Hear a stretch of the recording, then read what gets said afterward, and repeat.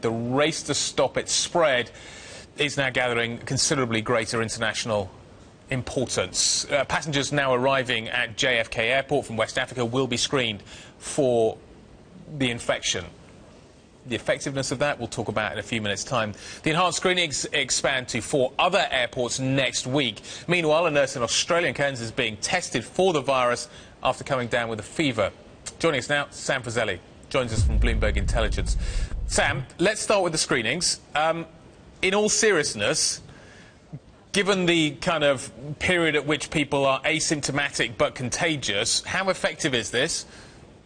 Well, you know, it is the best that these guys can do today. It's the, one mechanism that you can use to try and limit the exposure of other countries to the disease. Unfortunately, as you highlight, it's not that easy to catch this. It's a 2 to 21 day incubation period, so you will have people that might slip through the net. So I suspect that this will halt some cases, but I'm worried that we'll start seeing this kind of thing happening not just in Australia, Spain, but we'll see some of these kind of things happening in other countries too. Is it in your mind as you watch this, is this about people being made to feel a little bit calmer? We're doing something. It may not be that effective, but at least we're doing something. Is that part and parcel of the way these things normally happen? You have to do it. You can't not do it. So I wouldn't say necessarily that it's just to calm people down. I think it is a necessary measure that has to be taken to limit the spread. As we've said all along in the past few weeks as we've been talking about this is all about containment. Vaccination is about containment. Making sure that you look out for people who could be potentially infected is all about that. We did this with SARS, if you remember. Yeah.